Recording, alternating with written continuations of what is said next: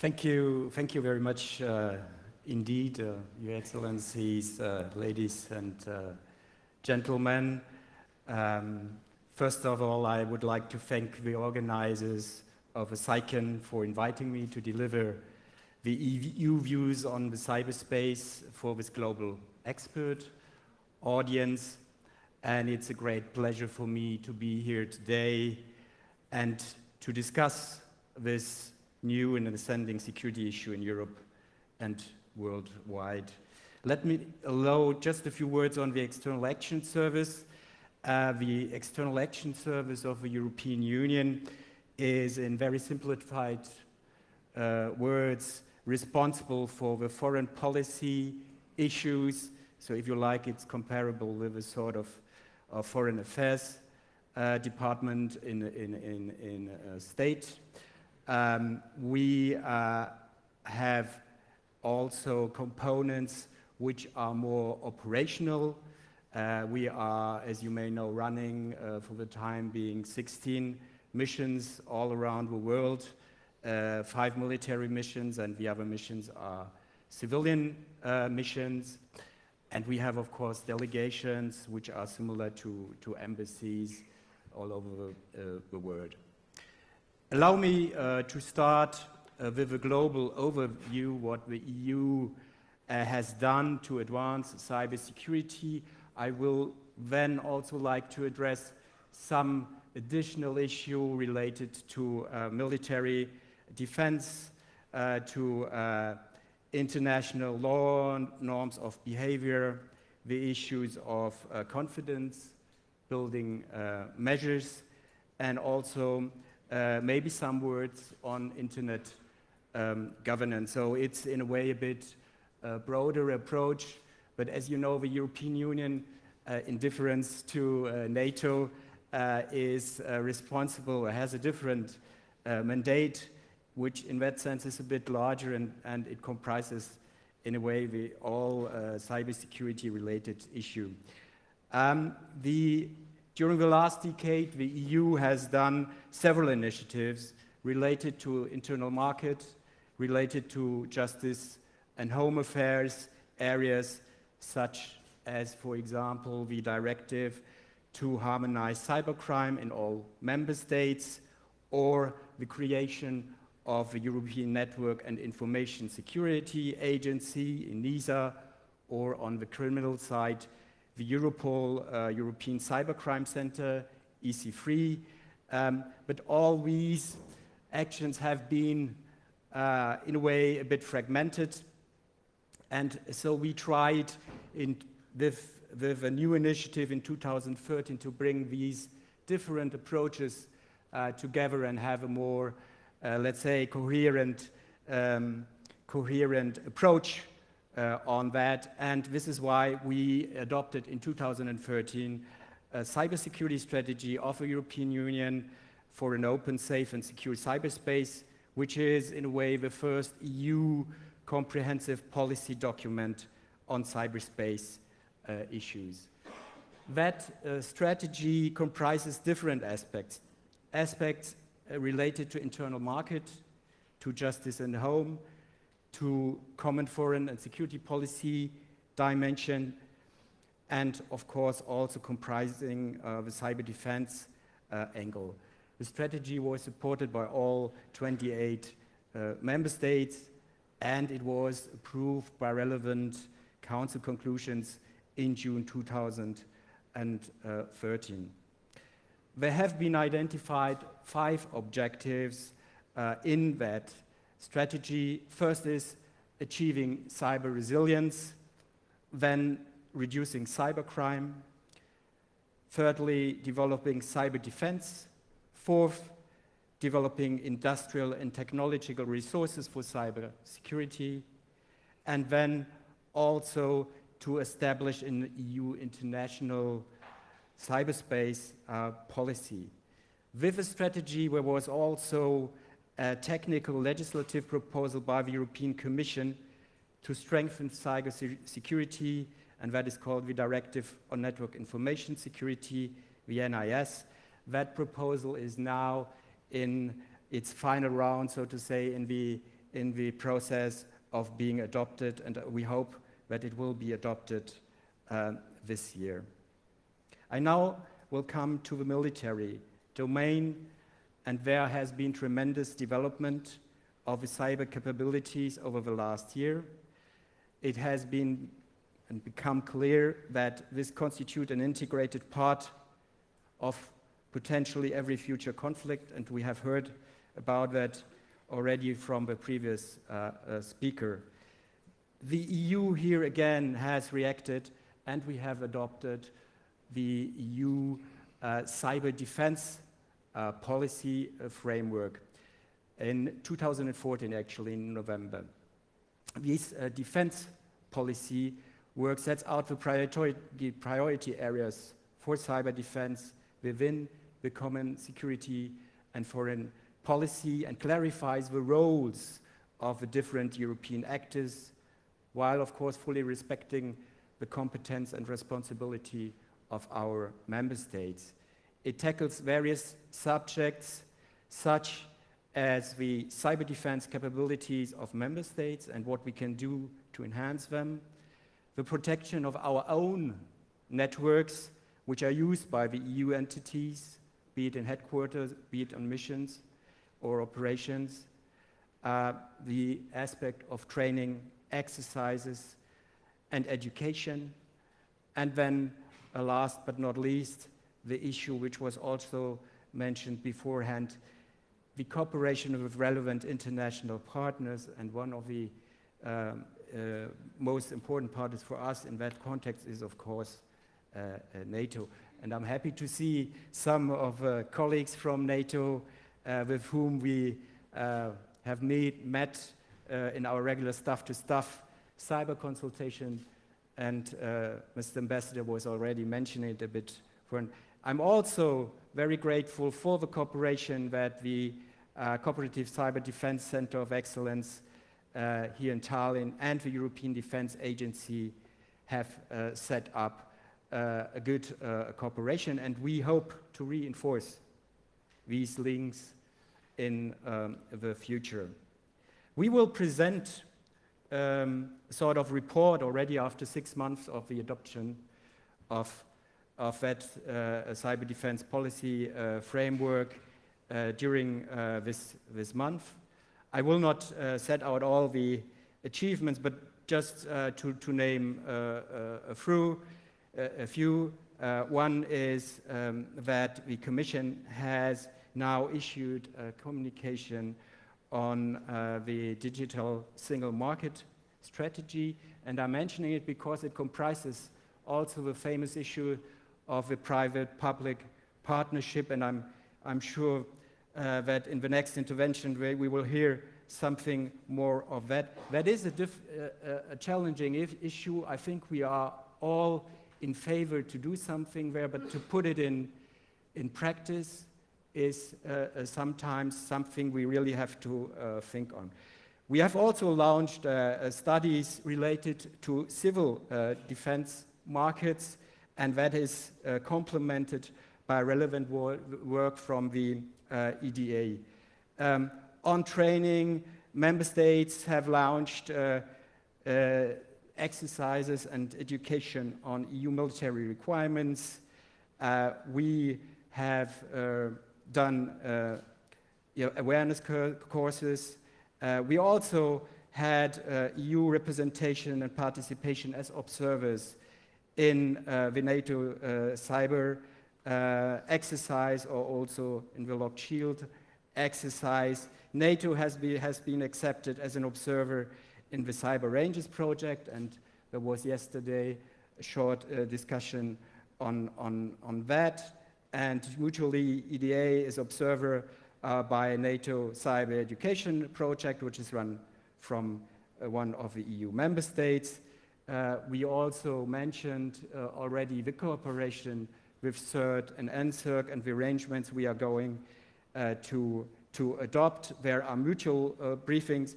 I'm saying all this just to show that there are already a lot of things ongoing, but of course more has to be done. Reinforcing our capabilities and building cyber resilience is, however, only one angle to reduce cyber risks. Another angle is to encourage the international discussions on norms and principles of responsible behavior in cyberspace.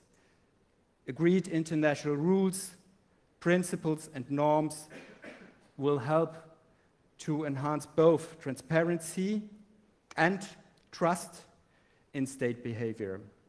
The EU is supporting these processes, and this has also been identified in our cybersecurity strategy, as well in recently adopted conclusions on cyber diplomacy. As discussed, and I think it will be discussed also today, we are still in the process of developing the norms of cyberspace, but I think we should also not forget that we are not starting from scratch.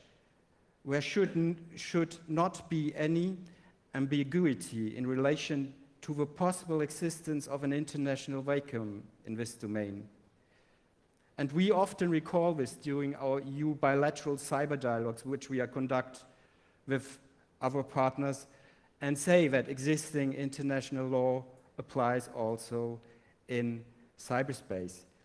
The EU considers that state behavior should follow the long-established principles of existing international law, and this is why we are not in favor of recent initiative to create a new law. The states, of course, should follow the issues of and aspects of proportionality, distinction, and other principles as set out in international humanitarian law. In the international security field, we value highly the work of the UN group of governmental experts to study the international application of law in cyberspace, to develop norms for state behavior, cooperative measures, to address existing and potential threats. We think that cooperation within existing international frameworks is and will be the most effective way to address these issues. Many important elements of applicability of law were articulated in the UN Government Expert Report in 2013. It's obvious that more work needs to be done.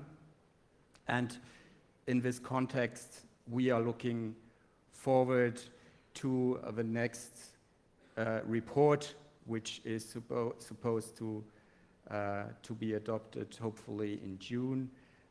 You may know that there are 5 EU member states which are engaged in the current UN government expert work, and we are quite looking forward that there might be some good results. Now some remarks on confident building measures. In this context, the EU is engaged outside global at the regional level to develop cybersecurity confidence building measures. And we do think that since regional organizations bring together those states that are most likely to have difficult relations, they constitute a very good forum to develop confidence building measures. And I will mention 2 examples. One, of course, the Organization for Security and Cooperation in Europe, the OSCE, and then also the Asian Regional Forum, the RF. The coordination of the EU and also like-minded states played an important role in the adoption of a first set of cyber confidence building measures in the OSCE in 2013. We do think this has already been a great success, and the implementation is continuing. The process in OSCE is going on. We are now to develop a second set of cybersecurity CBMs that has recently started, and we hope that it will enjoy the same success As I said, developing CBMs in other regional fora, such as the RF, is also a key priority for us to encourage the development of such measures in Asia has to be supported by the EU with the help of EU member states, and we are hoping to do a relevant workshop on that in Malaysia in 2015. We will also organize some work on cybersecurity CBMs this year with the help of the Netherlands, and that will be co-hosted also by our Asian partners. Now, finally, allow me some remarks on internet governance. The EU has adopted Council conclusions on internet governance, where all 28 EU member states stated that they support the multi-stakeholder model of internet governance. The EU is of the opinion that the internet should remain a free and open platform, accessible to all, where private sector, civil society, technical community, and the governments all are engaged and feed in with their expertise. The internet is just too important source for our societies to be captured by a more narrow political or commercial interest. Let us also be reminded that the open, flexible, and innovation-friendly environment has allowed for information and communication technologies, the ICTs, to develop faster than any other invention in modern history. For those reasons, we look very positively upon the ongoing transition of the stewardship of the core functions of the internet from the traditionally held contract with the US government to a new solution that involves all stakeholders from all over the world. ICT have also been key for further development in developing countries, which the UN reports connected to the 10 years review of the World Summit on Information Society visas has shown. We hope to conclude that the visas +10 later this year with an action-oriented, forward-looking agenda for bridging the digital divide, using ICT as a tool for achieving the UN Sustainable Development Goals as set forth in the General Assembly. Let me conclude by saying we do think that we certainly have to build more trust and confidence in cyberspace, as well as we need the internet to stay interoperable and accessible. With that, I like to thank you, and I'm happy to take any question you may have. Thank you.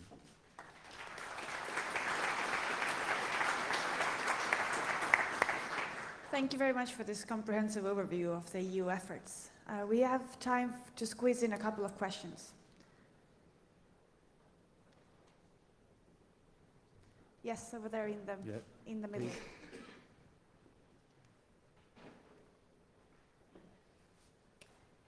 Thank you, sir. Vladimir Radunovic, Diplo Foundation.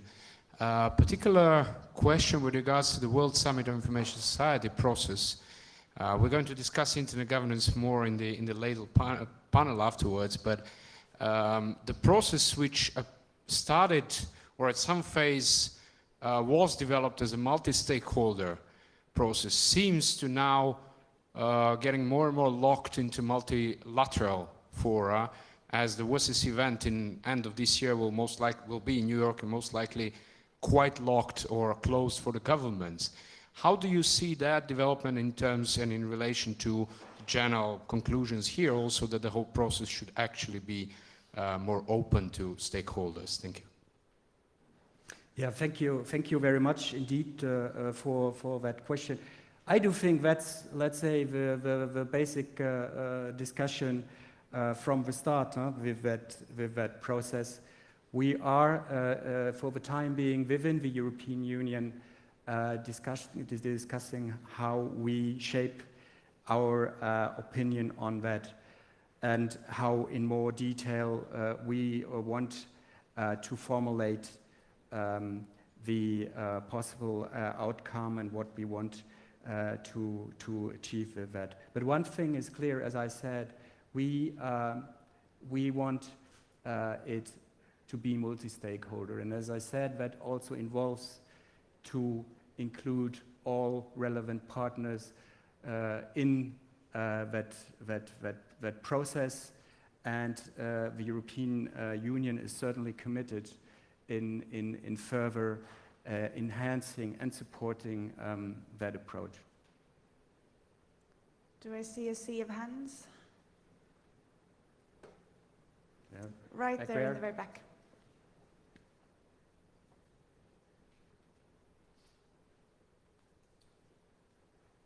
Thank you for the presentation. My name is Greg Austin from the East-West Institute. Could you say something about EU reactions to international commercial espionage and why EU policy on this looks so different from United States policy, especially towards China? Thank you. First of all, again, thank you for that question. We have a sort of bilateral consultation with China in general on cyber related issues where we of course are promoting the approach that I was trying to set out here in that context.